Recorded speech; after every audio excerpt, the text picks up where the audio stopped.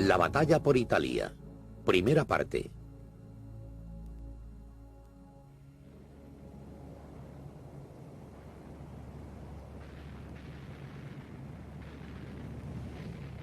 La batalla por Italia iba a ser uno de los conflictos más prolongados y duros de la Segunda Guerra Mundial. Aunque Sicilia fue capturada con relativa facilidad en el verano de 1943, los intentos aliados por aprovechar la confusión italiana mediante desembarcos en la península estaban predestinados al fracaso y la desilusión. Las fuerzas armadas italianas prácticamente no tomaron parte en la campaña. Cuando los aliados desembarcaron en Salerno en septiembre, el país estaba ocupado por los alemanes y los propios desembarcos fueron recibidos por formaciones de primera línea alemanas.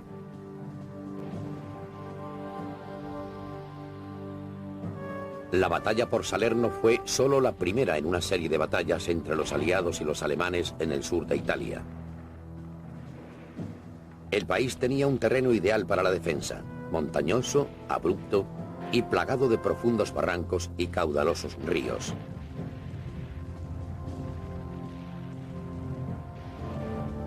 Desde Nápoles, los aliados se abrieron camino lentamente hacia el norte antes de ser detenidos en la línea Gustav, la última posición defensiva alemana antes de Roma.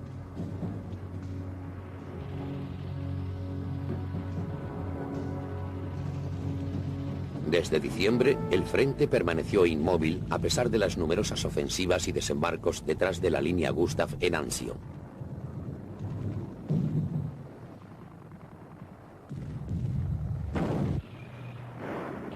En mayo de 1944 se rompió finalmente la línea mediante una importante ofensiva aliada en la que participaban 12 divisiones.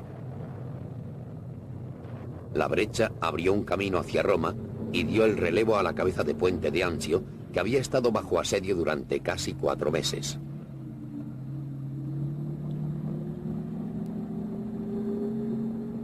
La captura de Roma a principios de junio, a todos los efectos, precipitó el final de la campaña. Aunque la lucha en Italia continuó hasta casi el fin de la guerra, los principales objetivos aliados se habían logrado con la captura de la capital italiana y el colapso del eje como una alianza política y militar.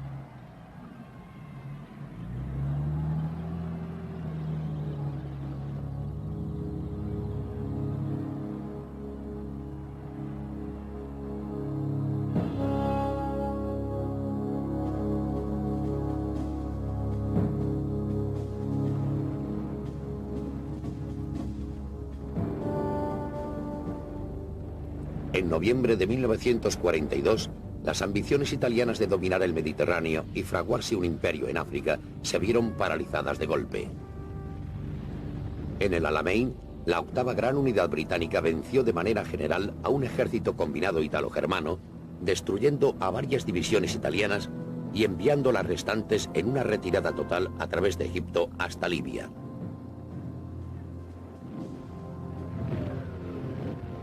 En esos mismos meses, las fuerzas británicas y americanas desembarcaron en los territorios franceses del norte de África, Marruecos y Argelia. Los desembarcos solo encontraron oposición seria en las unidades navales francesas que defendían Orán y Casablanca. Cuando estas fueron derrotadas, la defensa francesa prácticamente acabó.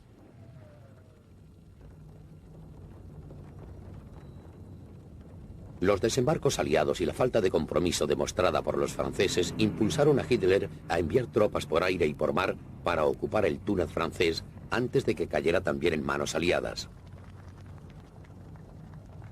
2 días más tarde, las fuerzas alemanas ocuparon la propia Francia de Vichy, derogando unilateralmente los acuerdos del armisticio de 1940 y acabando con la ficción de la autonomía de la Francia de Vichy.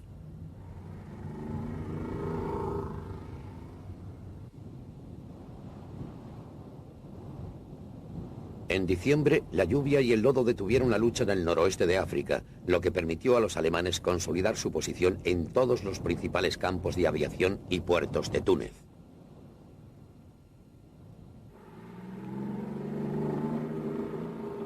A finales de enero, la cabeza de puente del eje había sido reforzada con la captura de pasos estratégicos en el dorsal este, de forma significativa, con la llegada de las fuerzas italo-germanas que se retiraban de Egipto y Libia.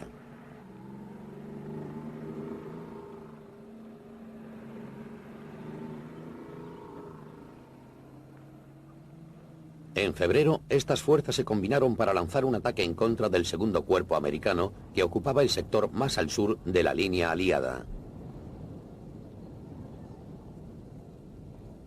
El ataque sumió a los americanos en la confusión y en pocos días las formaciones acorazadas alemanas entraban en el paso de Kasserine hacia la retaguardia de las posiciones aliadas. La llegada de la octava unidad británica, sin embargo, impidió que se aprovechara este avance y a principios de marzo el eje se había visto forzado nuevamente a adoptar posiciones defensivas.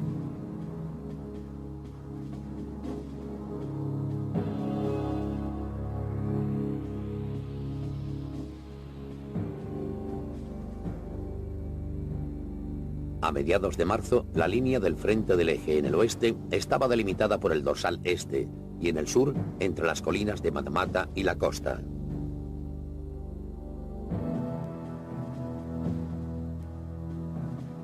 La línea de Maretera, la clave para las posiciones del sur, estaba defendida por las fuerzas de la infantería de la primera unidad italiana y por el Afrika Korps alemán.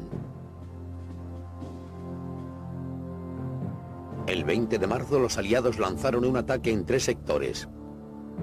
Contra la línea de Maret por parte de la infantería de la octava unidad. Al oeste de las colinas de Matmata por parte de un grupo de batalla mecanizado que avanzaba hacia el Hama.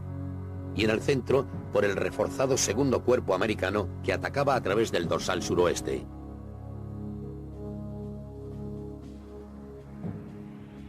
Durante 2 semanas los defensores del eje lucharon tenazmente, retrocediendo lenta y sistemáticamente.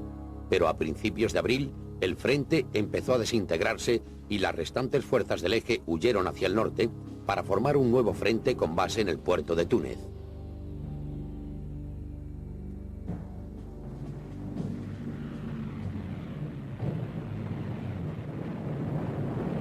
A finales de abril y principios de mayo, la cabeza de puente del eje fue golpeada despiadadamente, lo que hizo que fuera cediendo lentamente y que se concentrara debido a la presión.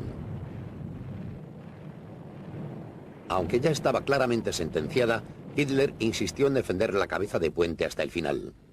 Esta orden tan solo aseguró que la batalla se prolongase innecesariamente, que no se efectuase ningún intento de evacuar a los hombres y el equipo a Italia, y que la victoria aliada, cuando llegó, fuese completa y arrolladora.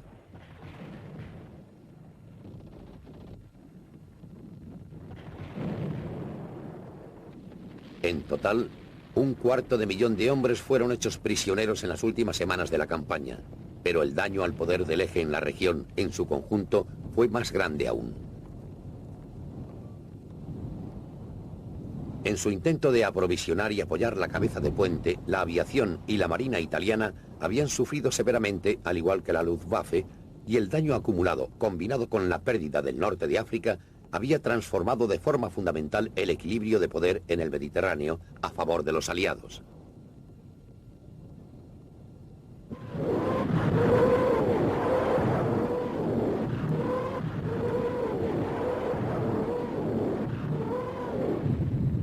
La determinación de Hitler de mantener la cabeza de puente en África era más sorprendente todavía, dado el resultado que una decisión similar tomada en el este había tenido.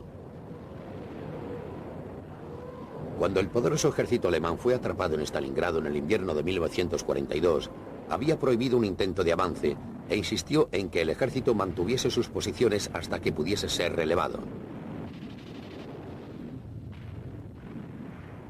Desde ese momento el destino de la sexta unidad estaba sellado, pero además, al comprometerse en una estrategia tan arriesgada, puso a todo su flanco sur en peligro e involuntariamente aseguró la destrucción de la alianza del eje como fuerza militar.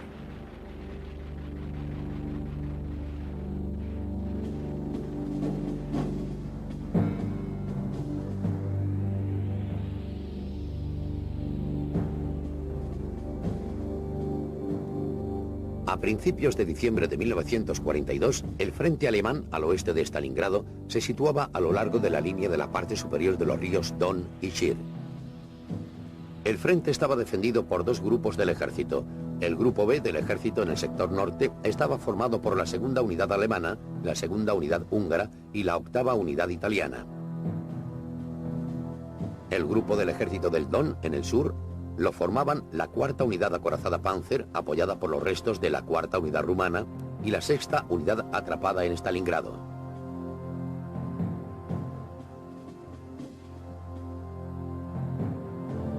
Las fuerzas soviéticas en el sector fueron desplegadas en 4 frentes. Los frentes del Don y de Stalingrado, que separaban la sexta unidad del resto del grupo del Don, y los frentes de Doronev en el suroeste enfrentados al grupo B.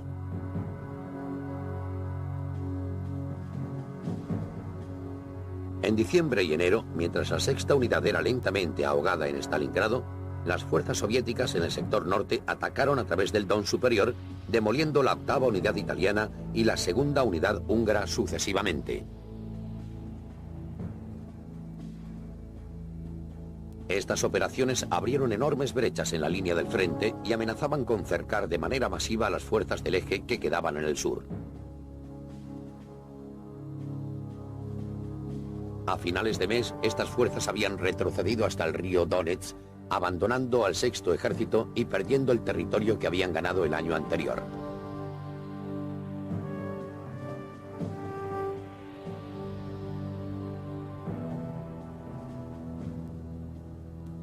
La lucha en Stalingrado acabó el 2 de febrero. De los 320.000 soldados alemanes aislados en el cerco, solo poco más de 100.000 quedaron para ser tomados prisioneros. La mayor parte del resto habían resultado muertos en combate o habían perecido lentamente de frío e inanición. La pérdida de la sexta unidad en su totalidad fue un desastre para Alemania y el daño causado al eje fue irreparable. Entre noviembre de 1942 y febrero de 1943, 3 grandes unidades del eje habían sido completamente destruidas y una cuarta tan fuertemente dañada que pronto se desmembró.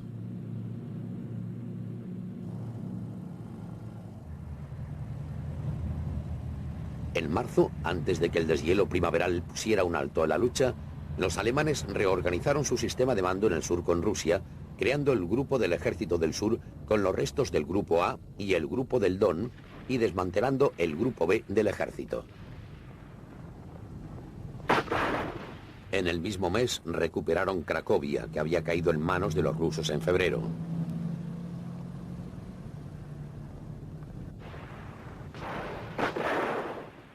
Pero al final de marzo el frente se había estabilizado. Ambos lados estaban agotados y necesitaban tiempo para reagruparse y consolidarse. Pero para Alemania el futuro se presentaba ahora muy negro. Las derrotas en el este y en África habían subido al eje en el desorden y habían transformado la guerra de la conquista de Hitler en una batalla por la supervivencia.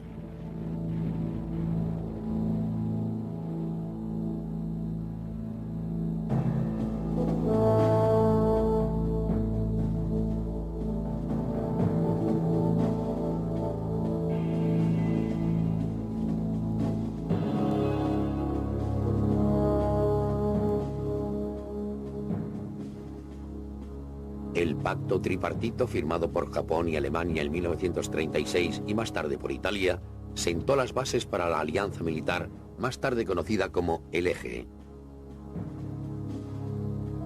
Una visita de Estado de Hitler a Roma en 1938 fortaleció aún más los lazos entre Italia y Alemania y ayudó a preparar el terreno para las aventuras militares de 1939. En 1940, tras la caída de Francia, Hungría y Rumanía se unieron al Eje y al año siguiente Bulgaria hizo lo propio. Para Hitler, estas alianzas eran esenciales para la seguridad del Reich y para la creación de una alianza paneuropea en contra de los bolcheviques. También aportaban legitimidad al régimen nazi y servían para asegurar a la población alemana que no estaban solos.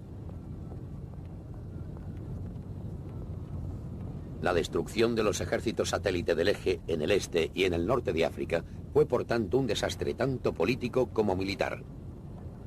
Sin embargo, mientras pudiera evitarlo, Hitler no iba a abandonar a sus aliados ni a permitir que estos le abandonaran. En el verano de 1943 autorizaba la preparación de planes para la invasión alemana de Italia.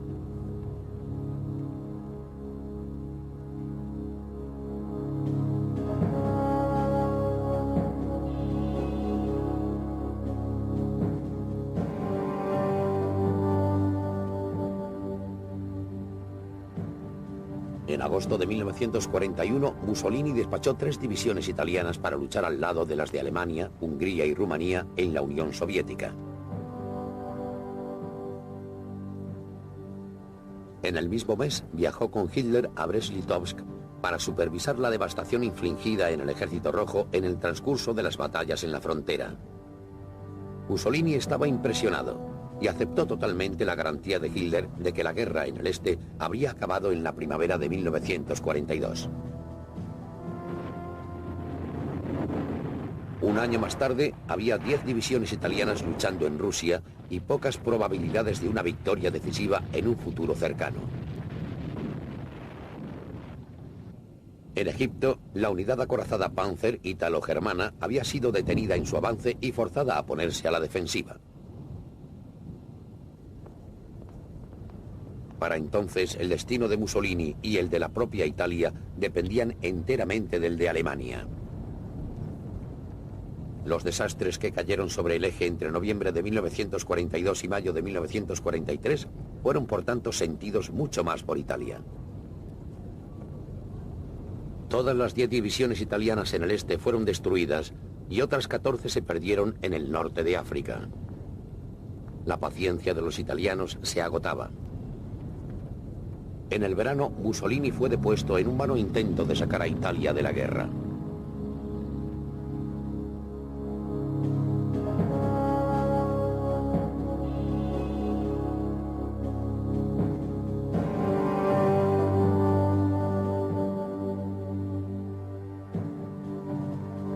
Para Churchill, la victoria en el Alamein en noviembre de 1942 marcó el final de un largo periodo de derrotas y humillaciones para el ejército británico. La victoria también restableció su propia fortuna política, que había llegado a su nivel más bajo con la pérdida de Tobruk a principios de ese año y la subsiguiente retirada de la 8ª unidad a través de Egipto a las posiciones de El Alamein. Con la derrota final del eje en Túnez, la prioridad de Churchill ahora era la de consolidar el poder aliado en el Mediterráneo. Suya fue la fuerza impulsora tras las propuestas británicas para los desembarcos en Sicilia e Italia. Tras esta estrategia, se ocultaba el temor a los planes a largo plazo de los soviéticos en Europa Central y del Este. Al sacar a Italia de la guerra, Churchill esperaba influir sobre los acontecimientos en Europa Central en favor de los aliados y salvaguardar Grecia y los Balcanes de una intervención soviética. Era esta estrategia esencialmente postbélica lo que más enfurecía a Roosevelt y Stalin por igual, y lo que originó serias desavenencias que afectarían de manera fundamental el destino de la campaña.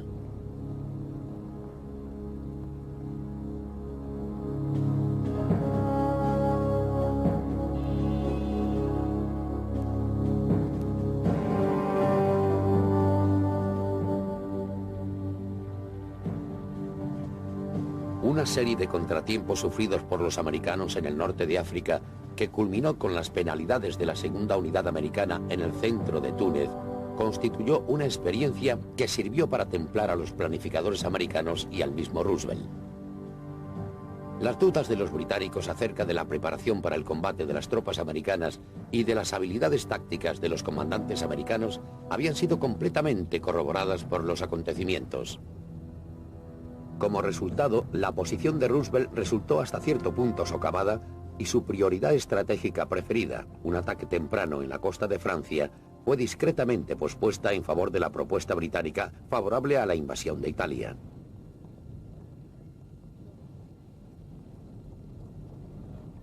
Sin embargo, ni Roosevelt ni sus consejeros militares superiores estaban completamente satisfechos con este desenlace, y a medida que la campaña progresaba, retiraron progresivamente su apoyo e insistieron en transferir hombres y equipamiento a Gran Bretaña para preparar la prevista invasión de Francia.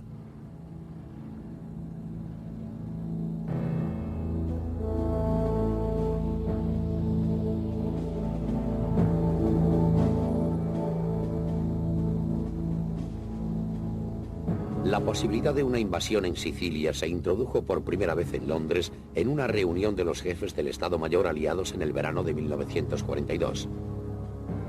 En la conferencia de Casablanca, a principios del año siguiente, la propuesta se adoptó como la estrategia aliada oficial, sujeta a una importante condición, concretamente que la campaña no interfiriera con la preparación de Gran Bretaña para el ataque de la costa francesa a través del canal, programada para principios de 1944.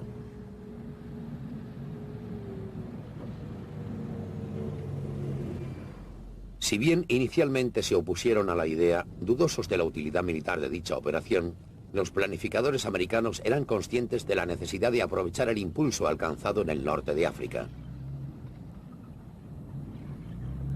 La desocupación de Túnez estaba tardando más de lo esperado, y cuando se terminara, podrían disponer de una enorme fuerza para una campaña veraniega. Además, la mayoría de los principales puertos del norte de África estaban al máximo rendimiento, y toda la infraestructura necesaria había sido establecida para mantener y dar servicio a 16 divisiones en el campo de batalla.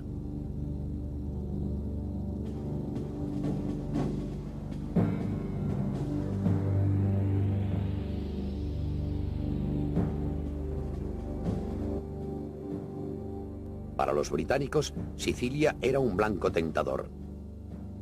Situada en el centro del Mediterráneo, la isla estaba a poco más de 100 millas de los principales puertos aliados del norte de África, Túnez y Bizerta.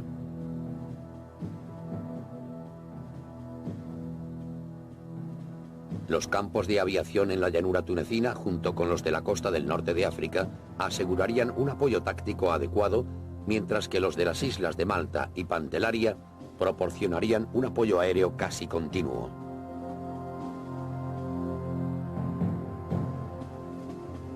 La posesión de estas islas también proporcionaba a los aliados unas vías marítimas relativamente seguras para el acercamiento a final de los convoyes de invasión.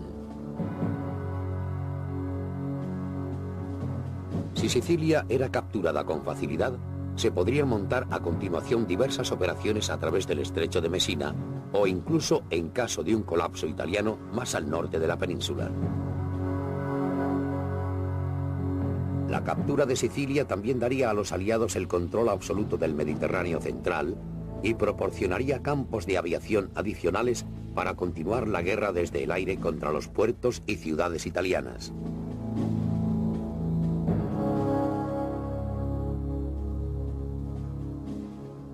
Los desembarcos de asalto iban a tener lugar en dos sectores. Al sur de Siracusa, en la costa este, por parte de la 8ª Unidad Británica, y entre Licata y Stolgiti, en la costa sur, por parte de la 7ª Unidad Americana. Entre los objetivos primarios en el sector americano estaba la captura de los aeródromos del eje al norte de Gela. Los objetivos primarios incluían la captura de Siracusa y los aeródromos en la zona sureste de la isla. Una vez que se había establecido una cabeza de puente, debían ser tomados los importantes puertos de Augusta y Catania, junto con otro grupo de aeródromos hacia el oeste.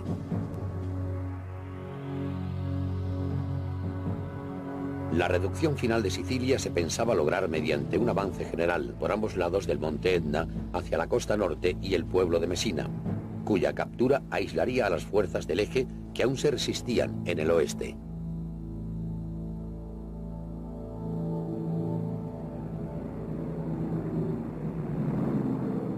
A lo largo de la primavera de 1943, mientras se afinaban estos planes y las fuerzas invasoras se reunían y adiestraban, el potencial aéreo de los aliados se empleaba contra blancos en Italia y Sicilia.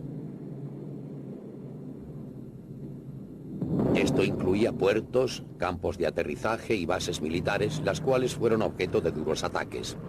el tráfico marítimo se resintió y las misiones de reconocimiento y ataque aéreo por el sur de Italia se hicieron incesantes.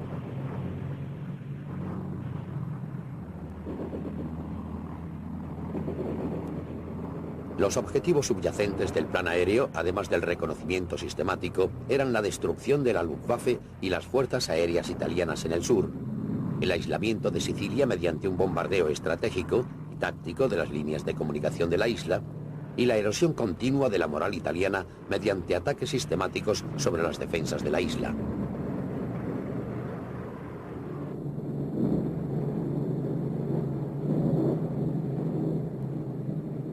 Los fuertes bombardeos sobre blancos industriales y los principales centros de población en la península italiana estaban destinados a dispersar la concentración del esfuerzo defensivo y a minar en general el ya débil compromiso italiano con el eje.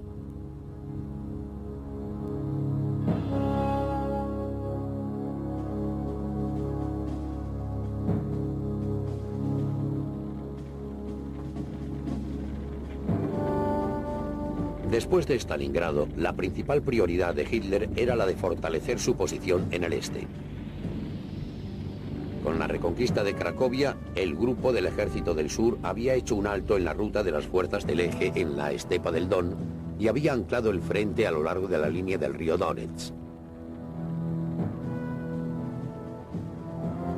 Al norte de Cracovia, sin embargo, la línea del frente se curvaba peligrosamente alrededor de una enorme bolsa formada en febrero, cuando las fuerzas soviéticas superaron a los ejércitos satélite del eje en la parte superior del río Don. Sin embargo, la Wehrmacht ya no era la fuerza que había sido en 1941, cuando 3 millones de hombres habían irrumpido en la Unión Soviética hasta llegar a 20 millas de Moscú. Ni existía posibilidad alguna, en un futuro próximo, de un retorno a Stalingrado o a Moscú. La tarea de la Wehrmacht en 1943 consistía en enderezar la línea en el este mediante una serie de operaciones ofensivas limitadas en preparación de una larga guerra de desgaste.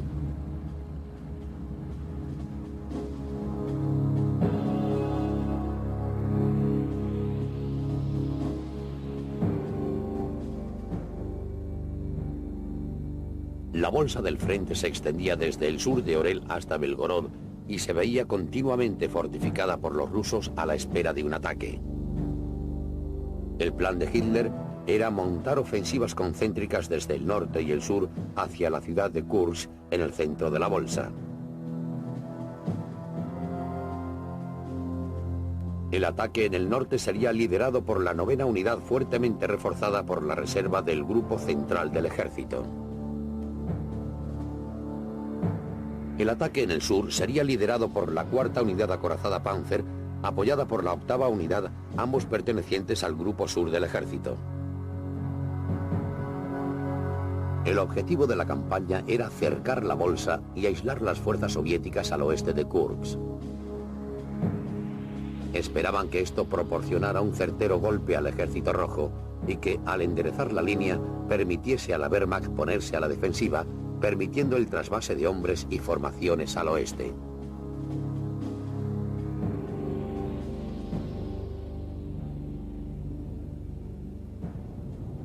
Al apoyar las fuerzas germano-italianas en el norte de África, Hitler, intencionadamente o no, había prolongado el conflicto en la región hasta principios del verano de 1943.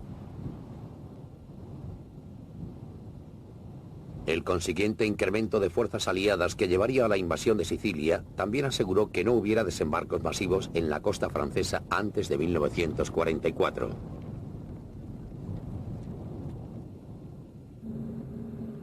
Con Francia a salvo de un ataque por otro año al menos, podía destinar la mayor parte de sus reducidos recursos en el oeste a la defensa del sur de Europa. Pero no tenía una idea clara de dónde desembarcarían los aliados.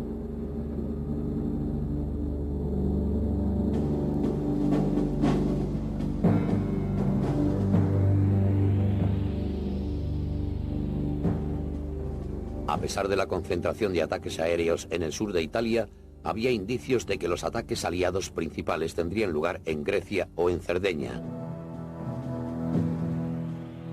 Grecia tenía una guarnición del ejército italiano de ocupación que había sido recientemente reforzado por la primera división Panzer, trasladada desde Francia. En Italia había 3 unidades, una de las cuales, la sexta, estaba concentrada en su totalidad en Sicilia. La sexta unidad estaba apoyada por 2 divisiones alemanas, la 15ª de granaderos Panzer y la división Panzer Hermann Göring. En Cerdeña, la guarnición italiana estaba apoyada por la 90ª de granaderos Panzer y cerca de allí, en Córcega, el 16º de granaderos Panzer de las SS se estaba agrupando. En el norte de Italia, Hitler estableció el Grupo B del ejército, con otras 3 divisiones alemanas, para coordinar todas las fuerzas alemanas en Italia.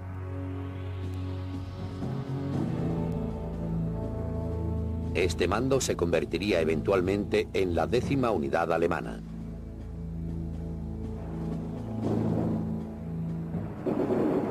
Estas eran las principales fuerzas con las que contaba Hitler en la víspera del ataque aliado. Tenía poca confianza en su aliado italiano y esperaba que sus finamente diseminadas divisiones interviniesen rápida y decisivamente donde quiera que se produjesen los desembarcos.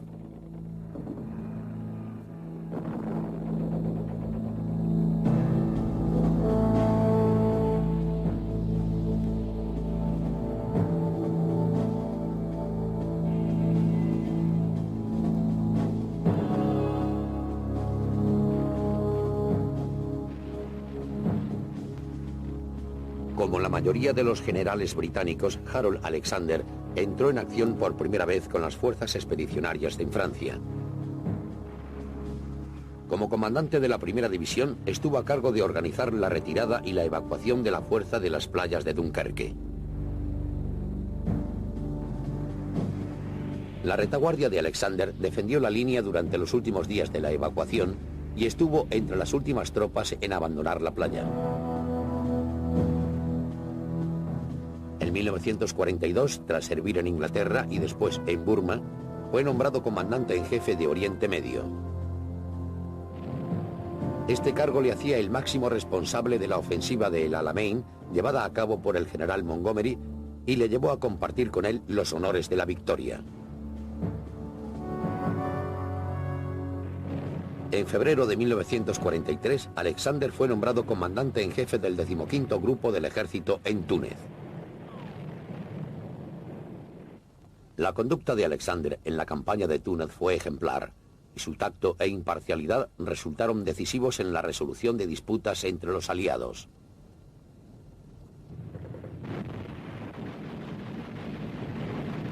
En las últimas semanas de la campaña tunecina, Alexander aprovechó su superioridad material para involucrar en la batalla a todas las fuerzas que componían la alianza militar.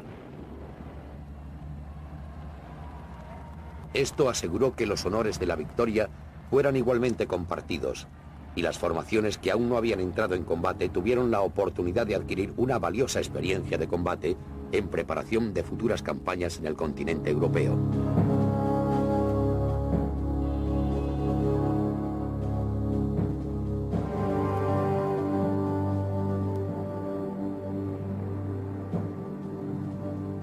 Tras una brillante carrera en el ejército alemán durante los años de interludio bélico, Albert Kesselring fue transferido a la Luftwaffe, llegando a ser el más poderoso e importante oficial en este cuerpo después de Hermann Göring, el delegado oficial de Hitler y comandante en jefe de la Luftwaffe. Como jefe del Estado Mayor desde 1936, Kesselring fue en gran medida responsable de la efectividad militar de la Luftwaffe al principio de la guerra, y consecuentemente estuvo al mando de las poderosas fuerzas aéreas en Polonia y el oeste. Durante la batalla de Gran Bretaña, Kesselring estuvo al mando del grueso de las fuerzas aéreas alemanas y estuvo muy cerca de derrotar a la RAF.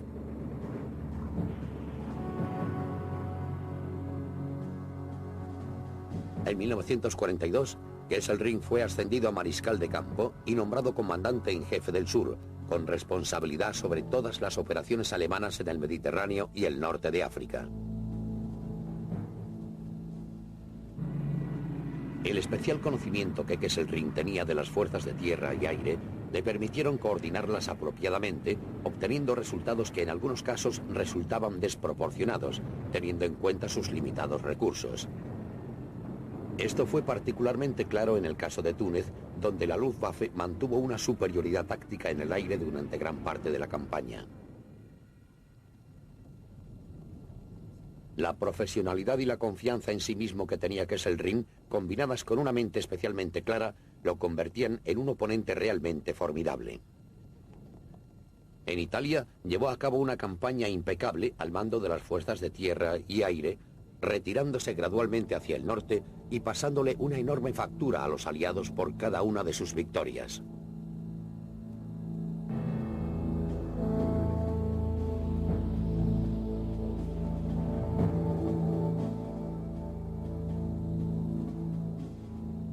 A principios del verano de 1943, había más de 500.000 de soldados aliados en la zona del Mediterráneo. Esta enorme fuerza incluía divisiones de 7 naciones. La mayoría eran británicas o americanas y habían tomado parte en la batalla por Túnez. Pero dicha fuerza también incluía divisiones del norte de África francés, Nueva Zelanda y la India, y 2 nuevas divisiones de Canadá estaban organizándose y entrenándose para la campaña italiana.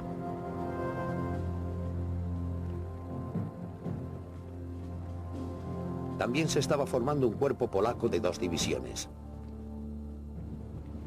La mayor parte de sus reclutas habían sido hechos prisioneros en la Unión Soviética tras la derrota y división de Polonia en 1939. Pero después del ataque alemán a Rusia en junio de 1941, los supervivientes habían sido puestos en libertad y reunidos en el sur de Rusia bajo el mando del veterano general polaco Władysław Anders.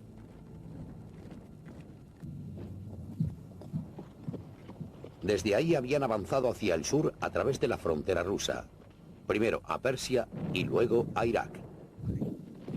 Ahí fueron equipados y entrenados por los británicos en preparación para la campaña italiana.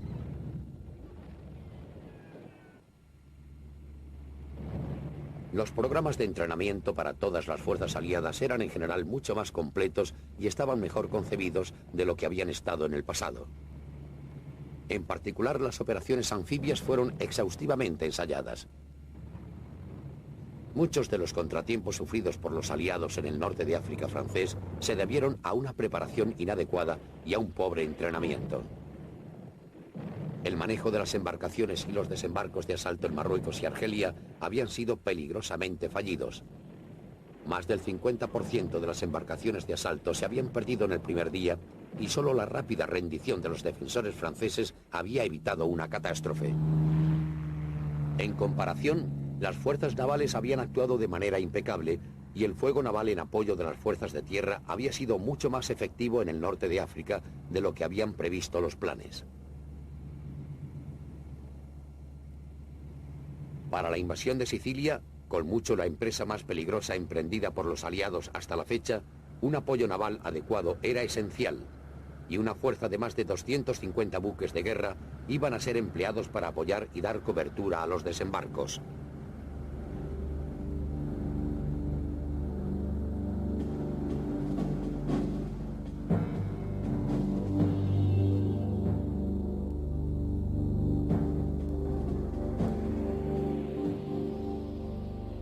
El tanque de batalla americano M4 entró en producción en 1942 e incorporaba muchas de las características ya utilizadas en su predecesor, el M3, como eran el chasis, la carrocería, el motor y el sistema de transmisión. Pero el cañón de 75 milímetros se montó sobre una torreta completamente accesible, con la consecuente reducción de altura de unas 15 pulgadas.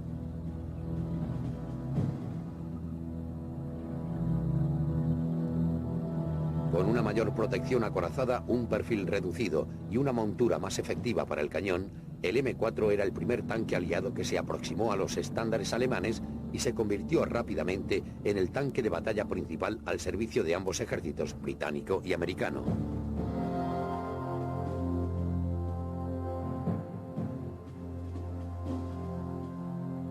El arma personal del soldado británico durante la mayor parte del siglo XX fue el rifle de servicio Lee Enfield. El Mark V era una versión mejorada del modelo que había utilizado el ejército británico durante la Primera Guerra Mundial y mantenía gran parte del diseño básico. El cargador almacenaba 10 rondas que eran cargadas en cargadores de 5 y la mira ajustable le daba un notable grado de precisión.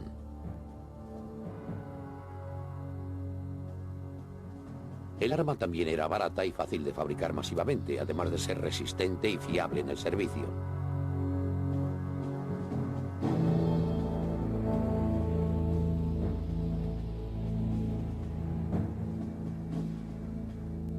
El más clásico y probablemente el mejor subfusil ametrallador al principio de la guerra era el Thompson M1928. Una versión simplificada, sin embargo, el M1 fue rápidamente diseñado para su producción en tiempos de guerra. El M1 conservaba las principales ventajas de su predecesor, si bien prescindía de algunos de sus más caros refinamientos. Aunque seguía siendo un arma relativamente cara, el M1 fue producido en gran cantidad para alimentar la casi insaciable demanda de los aliados de América por una efectiva y fiable arma ligera automática.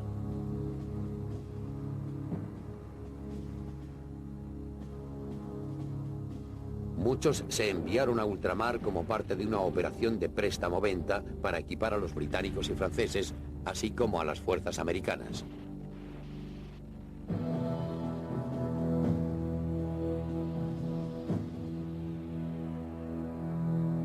La mejor metralleta ligera de la Segunda Guerra Mundial estaba basada en un diseño checo de principios de los años 30 y empezó a utilizarse en el ejército británico en 1938, recibiendo el nombre de ametralladora Bren. Aunque su cadencia era relativamente baja, el arma era fácil de utilizar. En situaciones adversas podía dispararse desde el hombro o la cadera.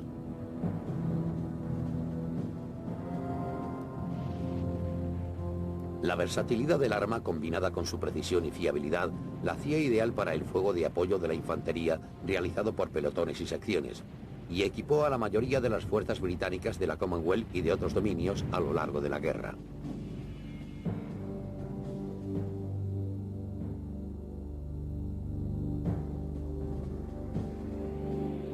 Una de las más célebres armas de apoyo de la infantería en la Segunda Guerra Mundial fue el bazooka americano. Oficialmente conocido como el lanzacohetes M1, el arma era operada por un equipo de 2 hombres y disparaba un proyectil estabilizado por un alerón con la carga en la cabeza del mismo.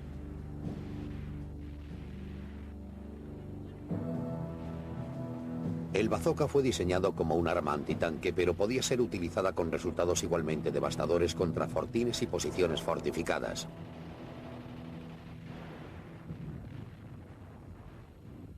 Casi 500.000 de bazookas fue producido durante la guerra, y el arma sirvió de inspiración para el Panzercheck alemán.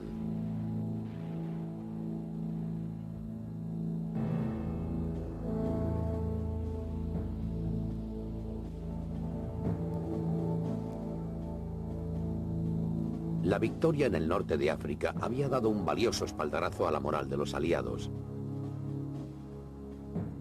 Para los británicos, la batalla de El Alamein había supuesto un punto de inflexión y el avance hacia el oeste, a través de Egipto y Libia, había restaurado la sensación de confianza y orgullo de los soldados británicos.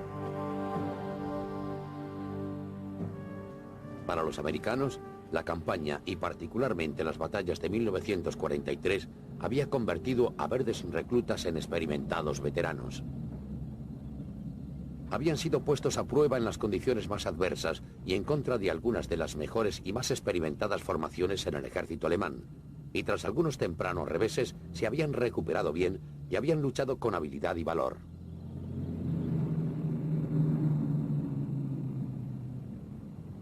Las fuerzas aliadas en el norte de África también estaban bien abastecidas y excelentemente equipadas. Sus tanques, si bien ligeramente inferiores a las mejores máquinas alemanas, eran muy superiores en número y las armas de su infantería estaban entre las mejores del mundo. La superioridad material en todas las armas, un completo programa de entrenamiento y un extenso apoyo logístico daba a los soldados aliados de las diversas naciones un nivel de moral superior y permitía a los hombres en liza afrontar la inminente batalla con plena confianza en la victoria final.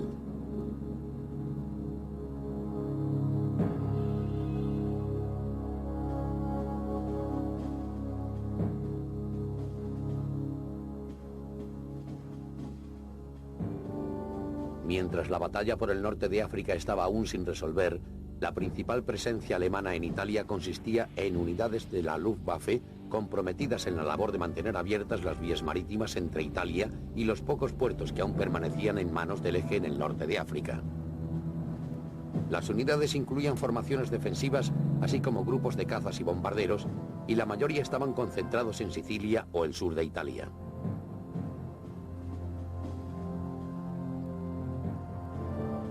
En el verano de 1943, sin embargo, cuando acabó la campaña del norte de África, Hitler comenzó a reforzar el sur de Europa con algunas cuidadosamente seleccionadas formaciones alemanas y puso a otras bajo aviso para ser transferidas inmediatamente en caso de invasión.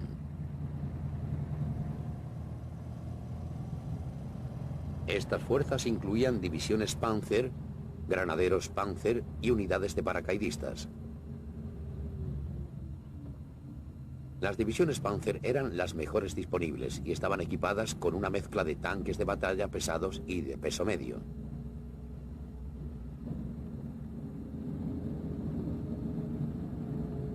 Las divisiones de granaderos Panzer, aunque bien equipadas, sacrificaron blindaje por movilidad, llevando al campo de batalla un amplio muestrario de artillería ligera y de peso medio, parte de ella con movilidad independiente. Ambos tipos de división, sin embargo, estaban altamente mecanizados y la infantería incorporada estaba casi siempre totalmente motorizada.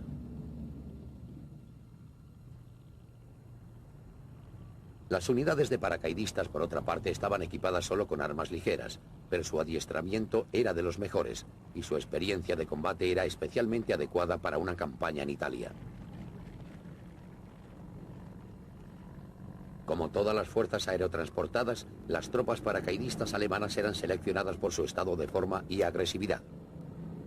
Su programa de entrenamiento era más intenso que el de la mayoría de los soldados y se esperaba más de ellos.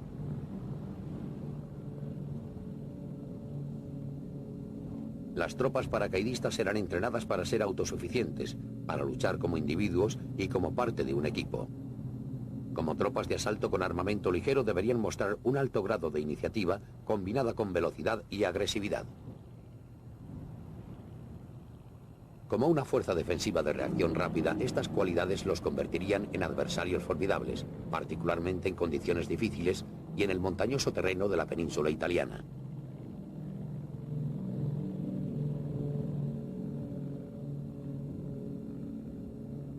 Habían servido prácticamente en todos los escenarios, incluyendo Noruega y los Países Bajos, donde habían demostrado el nuevo arte de la guerra aerotransportada ante un asombrado mundo. En Creta habían derrotado a unas muy superiores fuerzas británicas gracias a su agresividad y habilidad, aunque sufriendo numerosas bajas en el proceso.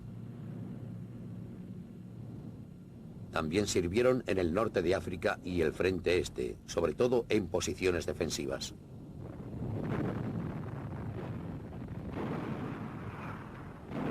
En julio, la primera división de paracaidistas estaba entrenando en el sur de Francia y estaba preparada para un despliegue inmediato donde quiera que desembarcaran los aliados.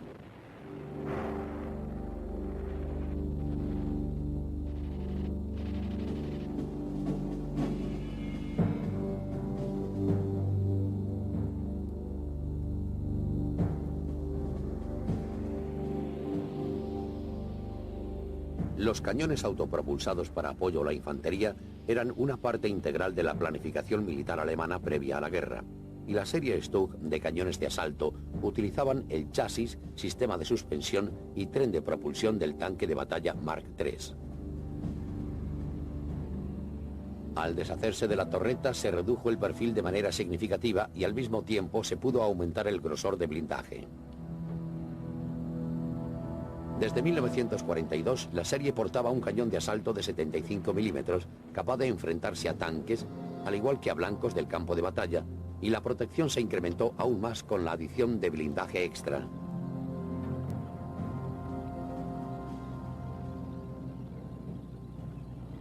Los cañones de asalto estaban pensados inicialmente para el servicio en regimientos de artillería, pero a medida que la producción de tanques se fue sustituyendo por la de estas armas, un número cada vez mayor fue entregado a divisiones Panzer y divisiones de granaderos Panzer.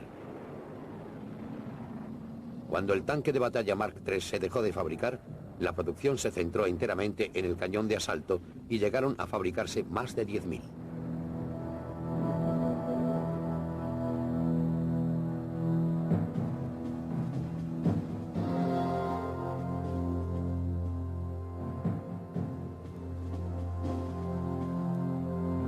El obsoleto tanque de fabricación checa 38 fue la base de un buen número de cañones antitanque autopropulsados altamente exitosos. Estos fueron diseñados de modo que utilizaban el chasis y el tren de propulsión del tanque, en tanto que aumentaban de manera masiva su capacidad de armamento al sustituir la torreta con una tapa abierta. Esto hacía posible el retroceso más largo de un arma de mayor tamaño y le daba al cañonero una visibilidad mayor, aunque al precio de una menor protección. Desde 1942 cumplieron con el importante papel de ser destructores de tanques auxiliares, acoplándose a fuerzas móviles, y obtuvieron sus mejores resultados en la defensa o en emboscadas.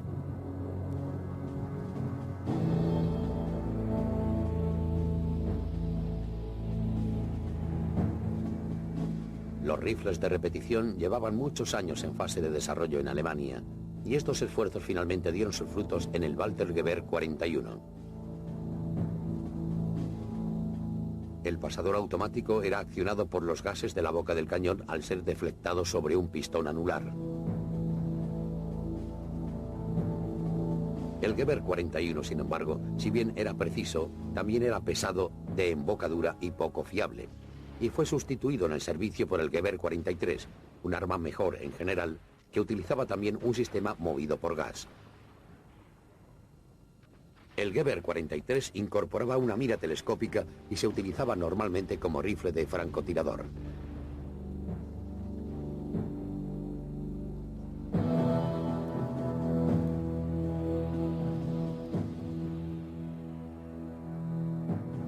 La MG-34 fue la primera ametralladora multiuso de verdad. Era lo suficientemente ligera para ser portada en la batalla y se alimentaba con cinturones, lo que permitía una prolongada y fuerte cadencia de disparo. El arma estaba fabricada con una excelente calidad y tenía un gatillo de doble acción que permitía los usos automático y semiautomático. El bípode podía posicionarse bien al final del cañón para lograr mayor precisión o bien cerca de la empuñadura para una mayor maniobrabilidad. El arma se podía montar también sobre un trípode y el tambor, con refrigeración por aire, era fácil y rápidamente cambiable, lo que daba al arma la capacidad y las prestaciones de una ametralladora pesada.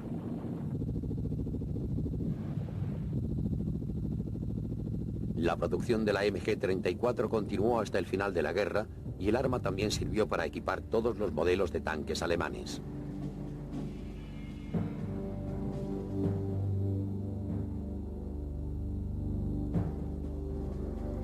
El mortero estándar alemán a lo largo de la guerra era un arma de 80 milímetros, simple de construcción y barato de producción. El tambor, el plato de base y el bípode podían ser portados por 3 hombres, lo que daba a la infantería la capacidad de la artillería ligera en lo que a las secciones se refiere. El arma tenía también una merecida reputación de precisión, y en manos de un experimentado equipo de morteros podía ser empleada con efectos devastadores en funciones defensivas y ofensivas por igual.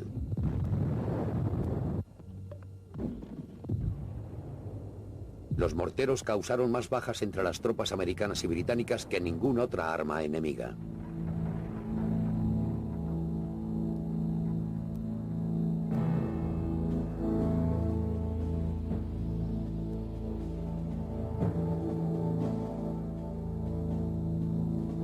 Lo que Hitler no tenía en número, intentó suplirlo en términos de calidad.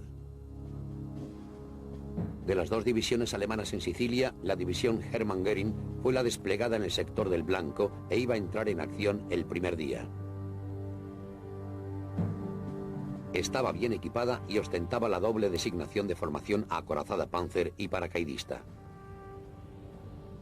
El personal de la división, aunque procedía en su mayor parte de la Luftwaffe, era de la mejor calidad y se consideraban a sí mismos como una tropa de élite.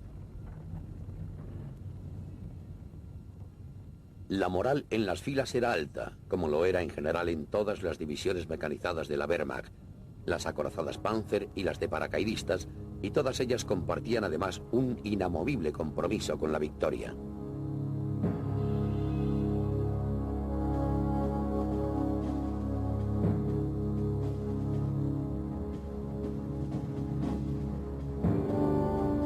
Mientras estos despliegues tenían lugar en el sur de Europa, el grueso del potencial ofensivo de la Wehrmacht se concentraba en el este para la inminente batalla por los territorios que rodeaban Kursk.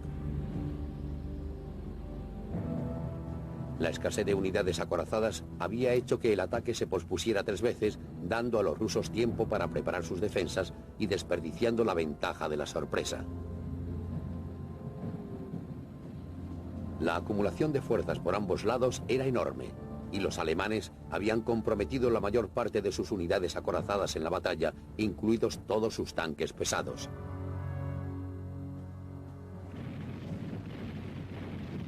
La batalla se inició el 5 de julio, con bombardeo previo por parte de los rusos. Cuando el ataque alemán empezó, ya estaban parcialmente desorganizados y avanzaron lentamente.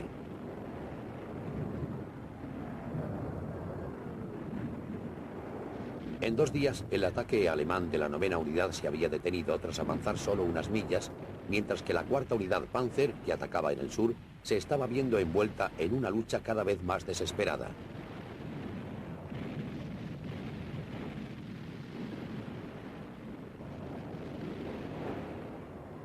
A medida que los aliados completaban las preparaciones finales para la invasión de Sicilia, los alemanes se enfrentaban a la perspectiva de otro fracaso más en el este.